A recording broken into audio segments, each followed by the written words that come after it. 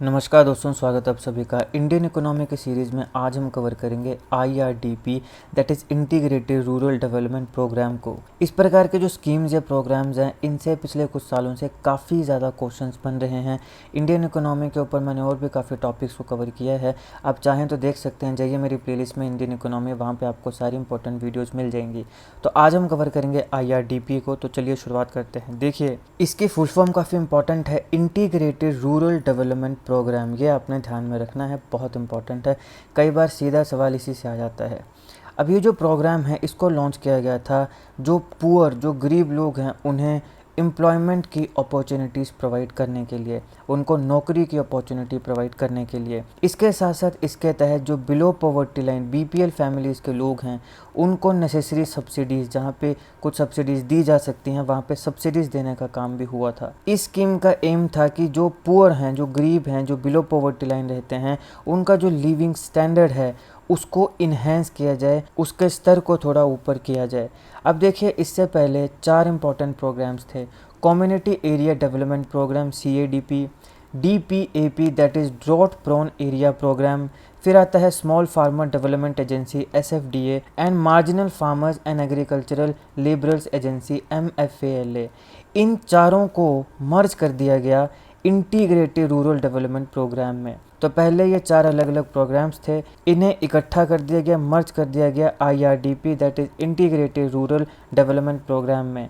सबसे इम्पॉर्टेंट है कि ये कौन से ईयर में, तो इसको जनता गवर्नमेंट के द्वारा लाया गया था 1978-79 में। ये काफ़ी इम्पॉर्टेंट है, ईयर सीधा पूछ लिया जाता है, कई बार एग्जामिनेशन में पूछा भी गया है, ध्यान में रखना है। जनता गवर्नमेंट, अब सब जानते हैं, जनता गवर्नमेंट को लीड किया था मोरारजी देसाई जी ने, और ये पहली नॉन कांग्रेस गवर्नमेंट थी हमारे भारत में। अब देखिए, इनिशियली पूरे भारत में जितने भी 5004 डेवलपमेंट ब्लॉक्स हैं, उनमें मात्र 2000 ब्लॉक्स में ही इसको शुरू किया गया था। धीरे धीरे फिर इसको बाकी ब्लॉक्स में भी आगे बढ़ाया गया। अगर हम इसके मेजर गोल्स की बात करें तो पॉवर्टी को एलिमिनेट करना, हंगर को ख़त्म करना और अनएम्प्लॉयमेंट को ख़त्म करना या काफ़ी हद तक कम करना, ये इसके कुछ मेजर गोल्स थे। और इसमें जो पुअर हैं, जो गरीब लोग हैं, उन्हें सेल्फ एम्प्लॉयमेंट अपॉर्चुनिटीज़, यानी खुद का वो कुछ ना कुछ काम शुरू करें, इसके लिए भी असिस्ट किया गया। असिस्ट कैसे किया गया? जैसे मैंने कहा, सब्सिडीज़ के माध्यम से। अब देखिए, सब्सिडीज़ के माध्यम से जो टारगेट ग्रुप है रूरल पुअर फैमिलीज़ में, उन्हें कुछ ना कुछ हेल्प प्रोवाइड करी गई, जो कि BPL, बिलो पॉवर्टी लाइन में आते हैं। इसमें लेबरर्स आएंगे, क्राफ्ट्समैन आएंगे, शेड्यूल कास्ट, शेड्यूल ट्राइब आएंगे, शेयर क्रॉपर्स आएंगे, मार्जिनल और स्मॉल फार्मर्स आएंगे। ये कुछ टारगेट ग्रुप्स थे IRDP के। तो इससे सीधा सवाल बन सकता है, तो आपने ध्यान रखना है, लेबरर्स हैं, क्राफ्ट्समैन हैं, SC ST हैं, शेयर क्रॉपर्स हैं और मार्जिनल और स्मॉल फार्मर्स हैं। ये टारगेट ग्रुप थे IRDP के। अब यहाँ पे कुछ इम्प्लीमेंट मेजर्स भी गांव में किए गए, ताकि लाइफ स्टॉक और पोल्ट्री को डेवलप किया जा सके, और इसके साथ साथ फिशरीज और सोशल फॉरेस्ट्री, इसे भी डेवलप किया जा सके, क्योंकि ये सेल्फ एम्प्लॉयमेंट के बहुत ही बेहतरीन तरीके हैं, खासकर अगर हम गाँव देहात की बात करें तो। यहाँ पे विलेज की, गांव देहात में जो कॉटेज इंडस्ट्रीज़ हैं, उन्हें भी इनकरेज करने की बात हुई। यहाँ पर टारगेटेड जो ग्रुप्स हैं, उनकी पर कैपिटा इनकम को इंक्रीज़ करने का काम हुआ। यहाँ पे जो पुअर पोर्शन है हमारे रूरल पॉपुलेशन में, गांव देहात में जो गरीब लोग हैं, उनकी लिविंग कंडीशंस को इम्प्रूव करने के ऊपर भी काम हुआ।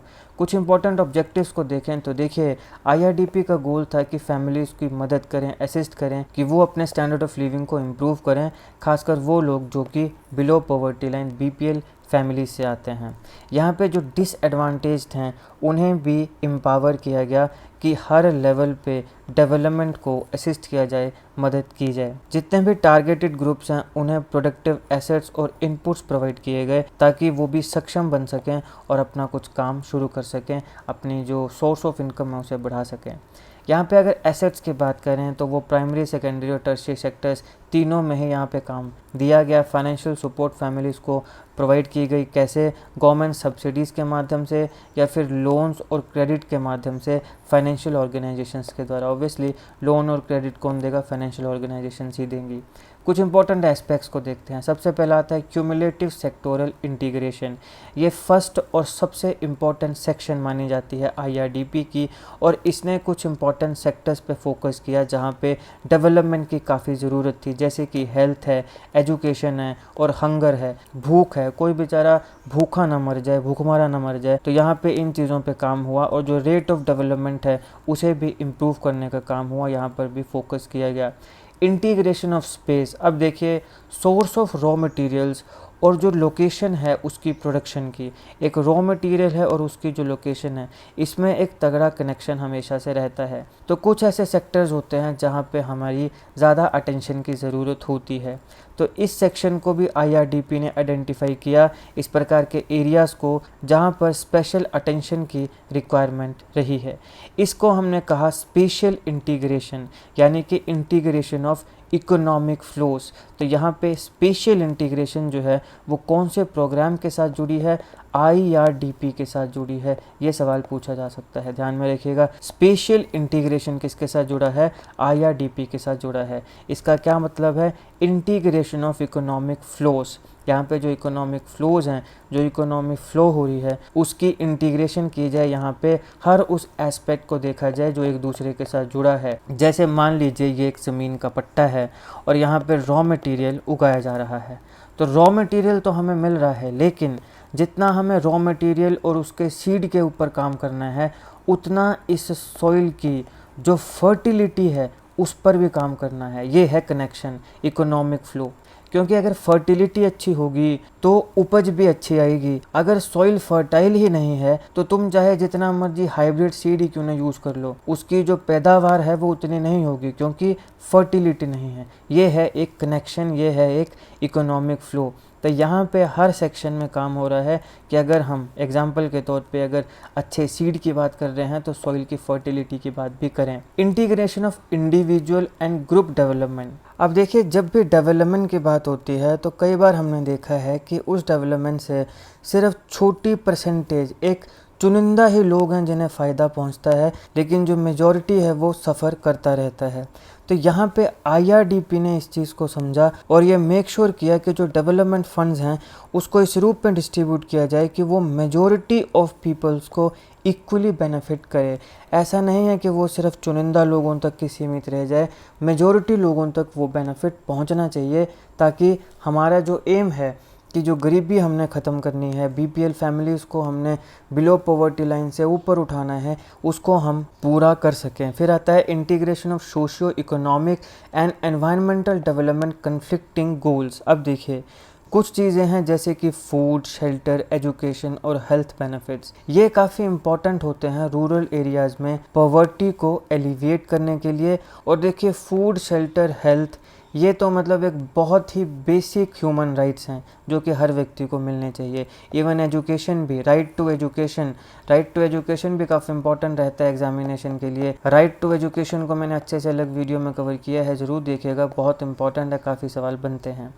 अब इस प्रकार के ऑब्जेक्टिव्स को अचीव करने के लिए रिसोर्सेज और जो एनवायरनमेंट है उसमें एक बैलेंस बनाना ज़रूरी है, ताकि जो हमारी फ्यूचर जनरेशन है उसके इंटरेस्ट भी प्रोटेक्ट किए जा सकें। इसी को कहते हैं सस्टेनेबल डेवलपमेंट, यानी कि हम अपने नेचुरल रिसोर्सेज का इस रूप में यूज़ करें कि हमारी ज़रूरतें भी पूरी हो जाएं, लेकिन हमारे जो फ्यूचर जनरेशन है उन तक भी उसके फ़ायदे पहुँचे, उनके लिए भी रिसोर्सेज बच जाएं। हम अपने रिसोर्सेज का बैलेंस्ड यूज़ करें, ओवर एक्सप्लॉयटेशन ना करें सेल्फिशनेस की वजह से। अब देखिए, IRDP को प्राइमरीली एक एंटी पॉवर्टी इनिशिएटिव के तौर पे डिज़ाइन किया गया था। इसके गोल रिकमेंड करते हैं कि जो पोरेस्ट हाउस होल्ड्स हैं उनको हम असिस्ट करें, मदद करें, प्रोडक्टिव एसेट्स को ऑब्टेन करने की, टेक्नोलॉजी वहाँ तक पहुँचे, उनको स्किल्स सिखाई जाएं। स्किल्स बहुत इंपॉर्टेंट है। देखो, एजुकेशन का जो एंड गोल होता है ना, वो होता है पर्सपेक्टिव, वो पैसा नहीं है। दुर्भाग्यवश एजुकेशन को भी आज इस देश में सिर्फ बिजनेस बना दिया गया है, जबकि एजुकेशन का एंड गोल क्या है, पर्सपेक्टिव। ये तो स्किल्स हैं, जो आपको पैसा देते हैं, तो उसके वो पैसा कमा लेगा। तो यहाँ इम्पॉर्टेंट है कि जो पुअर हाउस हैं, उनके जो लोग हैं, हमारे जो गरीब भाई बहन हैं, उन्हें स्किल्स, नेसेसरी स्किल्स दी जा सकें और उन्हें भी इनेबल किया जा सके कि वो अपनी जो इकोनॉमिक एक्टिविटी है उसे सस्टेन कर सकें। सोशल सर्विसेज जैसे हेल्थ, एजुकेशन है, हाउसिंग है, ये भी इन फैमिलीज़ को रिक्वायर है, ये भी इन्हें मिलना चाहिए। फिर आता है NRDP और MNP। NRDP माने नेशनल रूरल डेवलपमेंट प्रोग्राम, इसकी फुल फॉर्म ध्यान रखनी है। MNP minimum needs programme. और इस प्रकार के और भी काफ़ी ऐसे एग्जाम्पल्स हैं, ये तो 2 एग्जाम्पल्स हैं जो काफ़ी इंपॉर्टेंट हैं, लेकिन और भी ऐसे कुछ इनिशिएटिव्स हैं जो कि काफ़ी प्रोमिनेंट एग्जाम्पल्स हैं इंटीग्रेटेड रूरल डेवलपमेंट प्रोग्राम के, यानी कि IRDP के तहत ही ये चीज़ें शुरू हुई। स्वर्ण जयंती ग्राम स्वरोजगार योजना, इसने फिर बाद में IRDP को रिप्लेस किया और फिर इसके साथ कुछ रिलेटेड स्कीम्स की शुरुआत होती है। स्वर्ण जयंती ग्राम स्वरोजगार योजना में इसको इस्टेब्लिश किया गया था इंडियन गवर्नमेंट ने 1999 में, और इसने जो पॉवर्टी एलिवेशन प्रोग्राम है रूरल एरियाज़ में उसे थोड़ा रिस्ट्रक्चर किया। तो अभी जो IRDP था उसे क्या किया गया, रिप्लेस कर दिया गया स्वर्ण जयंती ग्राम स्वरोजगार योजना के साथ। पंचायत समिति जो थी वो चार्ज में थी इस स्कीम की इम्प्लीमेंटेशन की, यानी गांव देहात में IRDP की जो स्कीम है इसे इम्प्लीमेंट करने का काम किसका था, पंचायत समिति का। अगर हम इंटीग्रेटेड रूरल डेवलपमेंट प्रोग्राम के बेनिफिशियर्स की बात करें तो हमारे भारत के जो आर्टिस्ट हैं, जो लेबरर्स हैं, जो फार्मर्स हैं, किसान हैं, जो हाशिए पर बैठे हैं, है ना, कोई जो गरीब किसान होते हैं, मीडियम और स्मॉल फार्मर्स जो होते हैं, ये बेनिफिशियरी थे। इसके साथ साथ फिर शेड्यूल कास्ट और शेड्यूल ट्राइब्स आती हैं, ऐसी ट्राइब जिन्हें गवर्नमेंट के द्वारा डेसिग्नेट किया गया है। इकोनॉमिकली डिसएडवांटेज लोग आते हैं जिनकी ईयरली इनकम 11,000 से कम है, जो एक साल में 11,000 रुपये से कम पैसा कमाते हैं, उन्हें भी सब्सिडीज़ मिली, उन्हें भी असिस्टेंस मिली गवर्नमेंट के द्वारा। अगर हम सब्सिडीज़ की बात करें तो यहाँ पे सब्सिडीज़ कुछ इंडिविजुअल्स को दी गई, जैसे स्मॉल स्केल फार्मर्स हैं 25%, एग्रीकल्चरल लेबरर्स हैं या जो मार्जिनल फार्मर्स हैं उन्हें 33.33%, SC/ST फैमिलीज़ हैं, बच्चे हैं या जो पर्सनस विद डिसेबिलिटीज़ हैं, किसी व्यक्ति को डिसेबिलिटी हो जाती है तो 50%। इसके साथ साथ जो SC/ST हाउस होल्ड्स हैं और जो डिफरेंटली एबल पर्सन हैं उन्हें जो मैक्सिमम सब्सिडी अमाउंट था वो रखा गया 6,000, 4,000 रखा गया नॉन DPAP या नॉन DDP लोकेशंस में और 5,000 रखा गया DPAP और DDP लोकेलिटीज़ में। DPAP का मतलब क्या हुआ, ड्रॉन प्रोन एरियाज प्रोग्राम, और DDP डेजर्ट डेवलपमेंट प्रोग्राम। तो यहाँ पे नॉन DPAP या नॉन DDP लोकेलिटीज़ में 4,000, DPAP और DDP लोकेलिटीज़ में 5,000। SC/ST में अगर कोई महिला है या डिफरेंटली एबल्ड है तो 50%, 40%, 3% सब्सिडी रिस्पेक्टिवली मिली। इम्प्लीमेंटेशन की बात करें तो सबसे इम्पॉर्टेंट चीज़ है कि कौन सी ऑर्गेनाइजेशंस हैं जिन्होंने IRDP को इम्प्लीमेंट किया। Block personnels grass root level पे, डिस्ट्रिक्ट रूरल डेवलपमेंट एजेंसीज़ में, state level coordinated committees state level में, ministry of rural areas and employment, ये मिनिस्ट्री इंपॉर्टेंट है, इसको ध्यान में रखिएगा। Ministry of rural areas and employment जो रिस्पॉन्सिबल है फंड्स को रिलीज़ करने के लिए, पॉलिसीज़ बनाने के लिए, इवैल्यूएशन करने के लिए प्रोग्राम को कि अच्छे से काम हो रहा है कि नहीं हो रहा है, उसे मॉनिटर करने के लिए और गाइडेंस के लिए। इंटीग्रेटेड रूरल डेवलपमेंट प्रोग्राम की फंडिंग की बात करें तो ये सेंट्रली स्पॉन्सर स्कीम है जहाँ पे यूनियन गवर्नमेंट और स्टेट्स इनमें स्प्लिट है 50-50, 50 यूनियन गवर्नमेंट देगी, 50 स्टेट गवर्नमेंट। 1980 से ये जो प्लान है ये कंट्री के हर ब्लॉक में ऑपरेशनल है, पूरे ब्लॉक में इसको ऑपरेशनल किया जा रहा है, यानी ग्राउंड जीरो में इसको उतारा जा रहा है। सेंट्रल फंड्स जो हैं वो स्टेट्स में डिस्ट्रीब्यूट किए जाते हैं रूरल पुअर के प्रपोर्शन के हिसाब से। हर स्टेट में देखा जाता है कि इसमें कितने रूरल पुअर हैं और उस हिसाब से उस स्टेट को फिर फंड मिलते हैं पूरे के पूरे कंट्री में। फाइनेंशियल इंस्टीट्यूशंस जैसे कि कमर्शियल बैंक्स हैं, कोऑपरेटिव्स हैं, रीजनल रूरल बैंक्स हैं, उन्हें भी असिस्टेंस प्रोवाइड की जाती है गवर्नमेंट सब्सिडीज़ के माध्यम से। और जो टर्म क्रेडिट है फाइनेंशियल इंस्टीट्यूशंस के द्वारा जैसे कि कमर्शियल बैंक, कोऑपरेटिव और रीजनल रूरल बैंक, वहाँ पे इसको भी सप्लाई किया जाता है। टारगेटेड एरियाज़ अगर हम बात करें पूरे भारत में तो उसमें मध्य प्रदेश, उड़ीसा का ट्राइबल एरिया, पंजाब, हरियाणा, आंध्र प्रदेश जो कि एग्रीकल्चरली डेवलप्ड एरियाज़ हैं। ईस्टर्न उत्तर प्रदेश, महाराष्ट्र जो कि एग्रीकल्चरली अंडर डेवलप्ड एरियाज़ हैं। जम्मू कश्मीर, वेस्ट बंगाल, तमिलनाडु के हिली रीजन्स हैं। फिर डेजर्ट एरियाज़ आते हैं गुजरात के, कुछ ऐसे एरियाज़ जहाँ पे काफ़ी अच्छी एडमिनिस्ट्रेशन भी है जैसे गुजरात, केरल, कर्नाटका। कुछ ऐसे एरिया जहाँ पे इनएडिक्वेट एडमिनिस्ट्रेशन है जैसे बिहार, हिमाचल, मध्य प्रदेश। इवेल्यूएशन की बात करें तो प्लानिंग के लिए मिनिस्ट्री ऑफ रूरल डेवलपमेंट ने एडवोकेट किया कि हम एक डिस्ट्रिक्ट रूरल डेवलपमेंट एजेंसी बनाएंगे ताकि इसको इवेल्युएट किया जा सके। हालांकि इसका कोई भी सेटअप प्रोसीजर जो है अभी तक वो नहीं बना है। अब यहाँ पे देखिए पुअर प्लानिंग की वजह से हुआ क्या।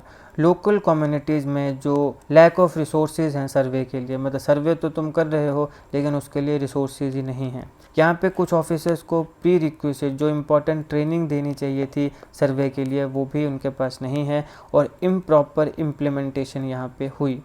कुछ स्टेट्स ने तो 50% ऑब्लिगेशन का जो वेट है उसको शेयर करने से मना कर दिया। मैंने आपको कहा ये सेंट्रली स्पॉन्सर स्कीम है, 50:50, 50 यूनियन देगा, 50 स्टेट। अब कुछ स्टेट्स ने मना कर दिया कि हम ये 50% का जो वेट है वो हम नहीं उठा सकते हैं।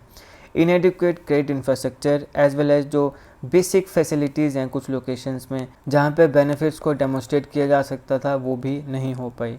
और फॉलो अप एसेट अपकीप भी यहाँ पे नहीं हो पाए। यहाँ पे कोई ज़्यादा इसको देखा नहीं गया कि तुम इम्प्लीमेंट कर रहे हो लेकिन देखो तो सही कि अच्छे से हो रहा है कि नहीं हो रहा है। तो ये कुछ इसके ड्रॉबैक्स थे। ये था IRDP से रिलेटेड सारे इंपॉर्टेंट फैक्ट्स। क्या होता है IRDP, कब आया, कौन सी स्कीम्स को इंटीग्रेट करके आया, फिर इसके साथ साथ इसकी इम्प्लीमेंटेशन, इसके हमने ड्रॉबैक्स देखे, तो सब चीज़ों को कवर किया है। आई होप आपको वीडियो अच्छी लगी हो। अगर आपको अच्छी लगे तो लाइक करिएगा, शेयर करिएगा।